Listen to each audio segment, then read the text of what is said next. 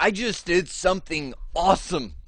I created a distributed denial of service attack out of Amazon Web Services by design. So I have this friend who runs this website for a school that does registration for events. So all these parents come and register their kids on this website. And he came to me, he goes, I wish there was a way to really, kick the tires on this and performance test it, because we're going to have an event coming up it's a first come, first serve, and a whole bunch, thousands of parents are going to come and try and register their kids for this event. And then he said, I wish there was a way I could test to make sure it works. So I was like, let me look. And so I did a little Googling and came across this thing called Bees with Machine Guns.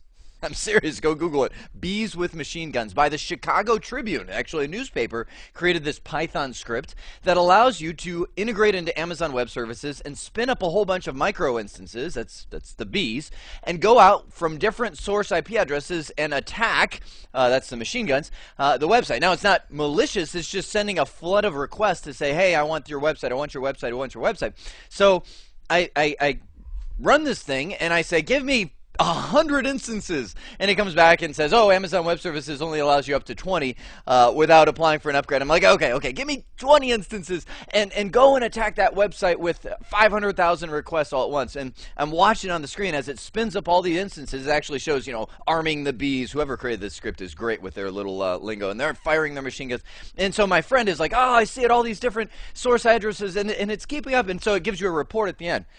It was awesome. I love doing that kind of stuff. So anyway, after I finished that, I started thinking, I'm like, and the first thing I did was go to and apply for an upgrade on my account so I can run more instances than the limit of 20 out of the box. But I started thinking, I wonder if I should have used a medium instance, because would that give me a little more network throughput, or maybe a large, because you figure it's only a few dollars. I think I did that whole denial of service attack for less than $1. I'm like, okay, I'll throw $5 at it and have some beefy service. And then I thought, I wonder if I should have used some spot instances. So all these questions come to mind. That's the whole topic of this nugget. Instance types and performance implications. Here are your do I know this already questions, so pause the video, read through the questions. If you know the answers to all these, you're probably good and can move on to the next video in the series. Otherwise, let's get started. AWS is a kind of ambassador of technology goodness. It's my new phrase for them, because you can do so much cool stuff with AWS. But do you want to know what's at the core of AWS awesomeness? I mean, what has fueled AWS to be the massive worldwide entity they are today? It's the pricing model. Think about it. You've long since been able to get a server in the cloud. For decades that's been going on, where I can pay somebody and get a virtual server or a physical server, and it's $150 a month, that's my server, and I get this much resources to it. Well, AWS was the first one to come along and say, you know what? How about a no-commit model? How about you come use a server for an hour and pay us a nickel? And it's kind of a disposable server. Totally changed the paradigm of the world from this vertical growth by bigger, better, faster servers to this massive horde of minions. I'm thinking of my bees with machine guns now. This massive horde of minions of disposable servers that really don't hold anything that's not replicated somewhere else, that you can come, you can use, you can destroy, and you pay for what you use. That is the paradigm shift. That's what changed the whole industry in terms of hosted devices. Understanding the EC2 pricing models is critical, not just for the exam, but for the real world as well, because this is really what dictates how much you pay for your AWS. So there is another series at CBT Nuggets called AWS Essentials, and in there I unpack this over about a half hour and get out the spreadsheets and network bandwidth and storage and put it all together. That's not what I'm going to do here. Here I'm just going to give you an overview of the model so you have the tools you need to pick the right model for your environment. It all starts with on-demand instances. On-demand instances are the most expensive model, the simplest model, but the most expensive because you're paying for the non-commit. Meaning this is the one that you can go and get a T2 medium, let's just say, and I'll explain what that is on the next slide, it's just a cocktail of CPU, memory, resources all combined together in this little bucket that we call T2 medium, and they might sell that to you for 15 cents an hour, right? I don't even know what the prices is currently on a medium instance. Use it for a couple hours, turn it off, and you pay Amazon 30 cents for using a server in the cloud, right? Very simple design. Let me actually take that down to the spot instance pricing, which is still less complex than the reserved. Spot instance is taking that same model and putting it up for bid. Essentially, Amazon Web Services has extra resources all the time. They don't run their data centers at 100% capacity, so they put all the extra CPU memory resources up for auction to the highest bidder. The beauty of this is you can get machines on the cheap. You can say that same medium instance over here might cost me 3 cents an hour, but the drawback is it's always up for bid.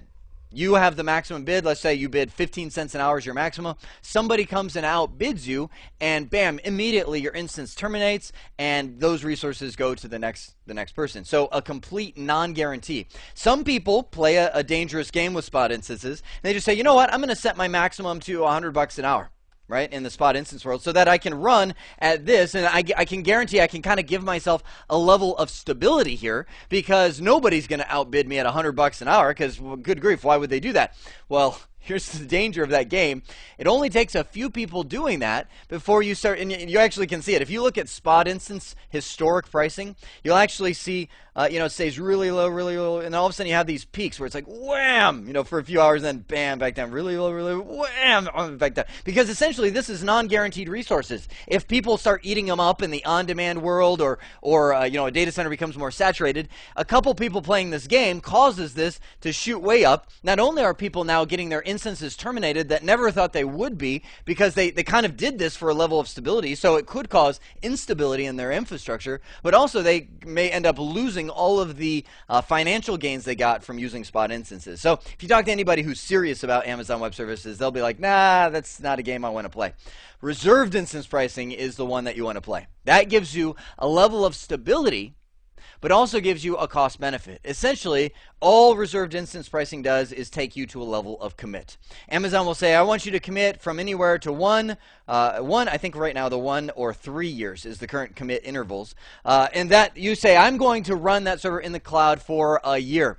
There will be an upfront cost. So you will pay, let's just say, $100 upfront in exchange for a much lower hourly rate that you're paying for that server. You do still pay hourly for that server, but it's going to be much lower, and you end up saving a bundle. Matter of fact, if you go to the Amazon Web Services, again, if you go back to that AWS Essentials series, there's a whole chart there showing, well, if you run it for this much amount of time and this much amount of time, you save 60% off of the normal on-demand pricing. So the gains are significant if you're willing to commit to Amazon Web Services.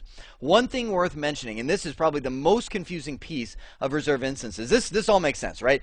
Commit for a few years, you pay an upfront cost for a much less hourly rate, to where in the end you end up ahead. The thing that makes it confusing is the light, medium, and heavy instance type, right? Heavy, if I could put that in there. Essentially, all it means is how often do you plan to run these servers? See, Amazon Web Services, as I said at the very beginning of this, was the game-changing model where people can use servers, terminate them, bring them back up, terminate them, all that kind of stuff, and they only pay for what they use. Well, this is what this comes into, is essentially how often do you plan on your server running? Right? If you want it maybe 30% of the time, then you're going to get a better pricing model using the light instance, right, than you would buying a heavy. A heavy instance is one that you would be running 100% of the time, all the time, and you get a much better price for doing that, but you pay a lot more upfront to do it. So essentially this, when you go for a reserved instance, you choose an interval, you choose an instance type, which we're going to talk about in just a moment, the medium, large, extra large, all that kind of stuff, and you choose a utilization. So if you aren't sure, usually the best bet is heavy. Now, the other thing I want to make sure I mention at this is a framework. It's a framework for billing, not a specific instance. So for instance, I could be running an EC2 instance that's a web server under this reserved instance pricing, terminate that EC2 instance, bring up another one that's now a database server, right? And it goes and uses that reserved instance pricing. Essentially, what you're buying is the framework. You're buying a medium instance that is a 1-year commit at heavy utilization value, or light, whatever you do as your little cocktail. You can then apply that pricing to whatever instance you're actually running. Now let's look at the EC2 instance types and performance.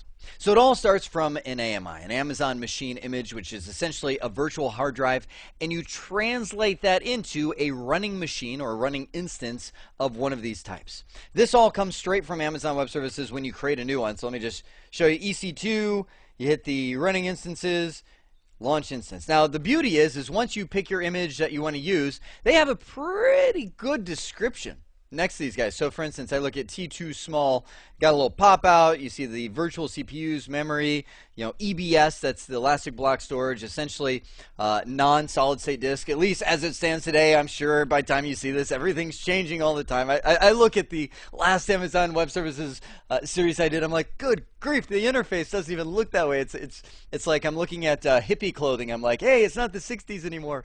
Anyway, so you can see all the different types right here. Now, that's awesome, and it gives you a kind of base feel, but when you're being asked on, say, an exam or something, what's an M3? Or why would I use a C3 and all that, and you don't have this beautiful menu sitting in front of you, or you just have it committed into memory, that's where it gets tough, right? So when you see, first off, T2.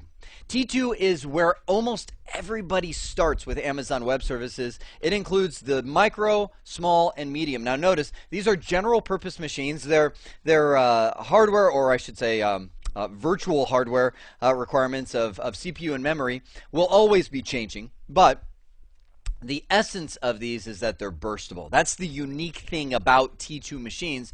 T2 is not guaranteed. It's like you get the scraps of what's left over. You get them for a really great rate, and they work well, but you kind of, Amazon is over-provisioning things all the time. And burstable means that essentially you get kind of a flat line, not really guaranteed. That's why when you look at the guaranteed requirements, they're like, there really is no guarantee that you're going to get a certain level of service out of those. You kind of get what's left over. But they do make it burstable. So for instance, you've got an application on that micro server that needs CPU utilization or disk I/O or memory. It's going to boom, burst up and give you that ability and then slowly throttle it back down. That's why when you boot a Windows machine on a micros instance, it comes up pretty fast. It's like, that wasn't too bad. It's because you're living in the burst land, right? Burstville essentially of it. But as you start looking for consistent performance of that machine on any one of those general purpose levels, it's not going to be there, right? It's designed for a quick burst, we'll say a web server that gets hit with a bunch of traffic and then goes idle for a long time. M3 is the same thing as T2, except it's fixed. Essentially, when they say you get 2 CPUs, you get 2 CPUs. It's not going to be over-provisioned. It's going to be 2 CPUs that deliver consistent performance all the time. And that's where you can see the medium comes over, and that's the difference between picking a T2 medium, which is a little cheaper, than M3 medium, is because M3 is going to be fixed guaranteed values, and that goes into large, extra large, and 2x large. The rest of these that you see down the list are just niche purposes, meaning, do you need a virtual machine that is CPU intensive? Then go with a C3 dot large, X large, 2X large, and essentially that's where you go through, and as you pick your instances right here, so you see large, X large, you can see they're increasing in a major way the processors to 32 CPUs. Yes, you're gaining memory because Amazon's realizing, if you're using 32 processors, then you probably need a substantial amount of memory. But if you look down here at the R3 is memory optimized. You still got the CPUs, but now we've got 244 gigs of memory that they're dedicating to those extra large instances. Now, some of you might say, well, I could see doing more in my own environment, adding more than 244 gigs of RAM, which for me is a stretch. I'm like, wow, really? But I could see adding more. Remember, that's not the Amazon way. You haven't drank the Kool-Aid of Amazon, which is horizontal growth, not vertical growth. It's not about bigger, badder, better servers, although you can definitely get that in the Amazon world. The most bang for your buck is going to be where you go horizontal and do a bunch of smaller servers, which, like the bees with machine guns, their combined forces will create a massive computing presence for you, right? So C2, CPU intensive, that's where it is. G2, only one of those, because really not that many people care about this. This is not a platform where you're going to go play World of Warcraft, right? You might run a World of Warcraft server from here, but it's not end user facing. So GPU intensive is essentially for applications that use graphic processing because it processes different than CPU. For example, mining Bitcoin, a big thing that we do here at CVT Nuggets, is best done using a graphic processor unit. You get a lot better results if you use a GPU rather than using just the computer's processor. So the video card, if you install a Bitcoin mining client, has nothing to do with graphics. It's just the way that the graphics processor works is much more geared for Bitcoin mining because it processes the algorithms of Bitcoin much better than a normal standard CPU processor. R3, memory intensive. This is what I just showed you. Again, 5 different flavors right now of memory intensive machines. As you increase, just like we saw on the previous slide, you increase that. Now the storage optimize is where you get a lot of storage, but it is optimized for I/O, meaning there are some applications, a lot of databases, that just constantly are hitting the disk, hit, and needs a lot of the IOPS, a lot of I/O from them. That's where the I2 series, I2 dot large, X large, and 2X large, and so on, as you go through this. Now, I know some of you might look at this like I did when I first got into Amazon Web Services and been like, couldn't they, well, I don't get it. Why do they have large, X large, 2X large, 8X large? I mean, it seems odd. Like, why don't they have, like, build your own machine, right? BYOD, where you're building your own machine in the cloud. The reason why is, remember, these people buy into with reserved instances. So, for instance, they'll buy into an X large instance, which the processors and memory doesn't change for that 3-year term. They've bought into that instance type until that instance type finally expires. Well, in 3 years, a lot changes. You might have a lot more requirements that people are looking for. So rather than just upgrading the large and saying, well, the large used to be 2 CPUs or 4 CPUs or whatever it is, now it's 8. Instead of doing that, they say, okay, well, here's an X large so people can buy into that with a reserved instance. Now, someday, will they upgrade the large? I'm sure they will. Everything changes all the time. But a lot of that is based off of the purchasing reserved instances. I think I just had a great analogy hit me as I flipped to this slide. This is like puzzle pieces, right? Like, I have a bunch of young kids, and we use those board puzzles. You know, they're kind of like the square boards. You hit them on the table, and all the pieces fall out upside down. So before this nugget, if you were doing Amazon Web Services, it's like you hit it on the table, and you're staring at a bunch of upside-down pieces where you're like, you try and kind of put them together, and you can make something work, but it's not meant to be that way. This nugget turned them over. We turned over all these upside-down cardboard pieces, and you're like, oh, okay, I can see the colors, but it's not a solution, right? And it's not meant to be, because you have to put these puzzle pieces together for your organization or for your setup that you're doing your best practice design. So by combining the pricing models and the way that you use those with the instance types, you can come up with the best cocktail overall. Do I need, some spot instances of some I2 extra large devices just because those are going to be processing behind the scenes, but I can lose them? Okay, that would work for my environment. Plus the front end web servers, I bet you we can get by with some M3. Again, you just put all those puzzle pieces together to create the perfect fit. I hope this has been informative for you, and I'd like to thank you for viewing.